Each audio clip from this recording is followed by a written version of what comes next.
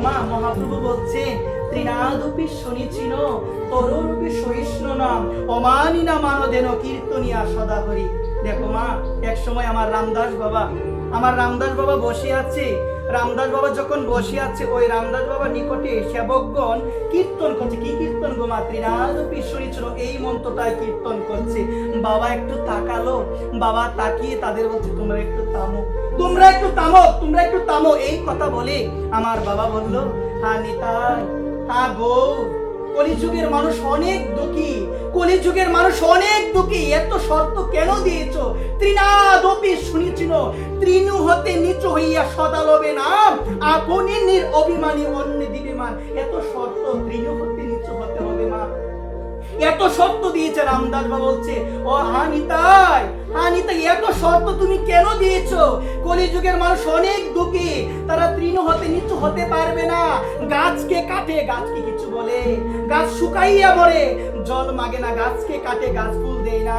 গাছকে তুমি কাটছো, গাছ ফুল দেয়। গাছকে তুমি কাটছো, গাছ তোমাকে ছায়া দিচ্ছে কিনা বলো? গাছ কি বলতে পারে না আমাকে তুমি কাটো, আমি তোমাকে ফুলও দিব না, আমি তোমাকে ছায়াও দিব না? তো এই জায়গায় বাবা বলছে, রামদাস বাবা, যে এটা তো পারবে না নিতা, এটা পারবে না। তুমি বলছো ত্রিনাদপি শুনেছিন তোর রবি সহিষ্ণু নাম, ধৈর্য ধারণ করতে হবে, গাছের মতো পারবে না। তো অমানিনা মানদেন, যে ব্যক্তিকে কেউ মান দেয় নাই, সে সবাইকে মান দিবে। কেন দিলে জানো মা? প্রত্যেকের ভিতরে তো ভগবান আছে। কেন হিংসা করি মা? বলো না একটাবার, তোমার ভিতরে ভগবান আছে কি? তা আমার ভিতরে কি ভগবান আছে? তোমার ভিতরে যে ভগবান, সেই ভগবান আমার ভিতরে। তাহলে আমি কি করে আপনার নামে নিন্দা করি? আমি কি করে আপনাকে হিংসা করি? আমি তো বলি ভগবান সবার ভিতরে। তার মানে আমি কথাটা হৃদয় থেকে, আমি কথাটা মন থেকে প্রকৃতপক্ষে আমি মানতে পারি না। একবার বাবা বলছেন, ত্রিনাদপি শুনিছিল তরুরূপে সহিষ্ণু নাম, অমানিনা মানদেন, তৃণ হতে নিচু হতে হবে, গাছের মধ্যে ধৈর্য ধারণ করতে হবে। পারবো না নিতাই, পারবো না, এগুলো আমি পারবো না, এগুলো আমি কিচ্ছু পারবো না। ও বাবা রামদাস বাবা, আমি এগুলো কিচ্ছু পারবো না। আমার ভিতরে অনেক অভিমান, আমি তৃণ হতে নিচু হতে পারবো না। আমার মধ্যে এত ধৈর্য নাই, আমি ধৈর্য ধারণ করতে পারবো না।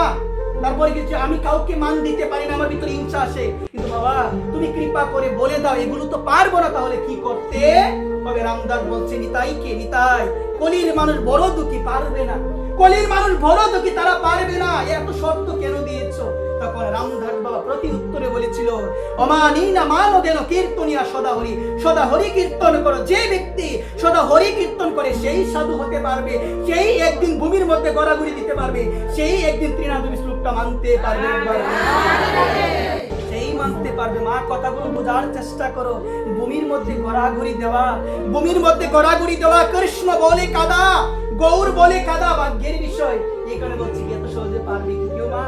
এই কারণে বলছে, নাম করে যাও, সর্বদা নাম করো, হরি নাম কীর্তনিয়া সদা হরি। সর্বদা নাম করো, নাম করতে করতে তুমি একদিন সাধু হবে, নাম করতে করতে তুমি একদিন বৈষ্ণব হবে, নাম করতে করতে তোমার ভিতরতে ওই নাম প্রভু কৃপা করবে। যে কৃপাতে তোমার ভিতর থেকে হৃদয় মাঝে যে অহংকার পাখি বাসা বেঁধেছে, ওই অহংকার পাখি উড়াল দিয়ে চলে যাবে একবার। এই কারণে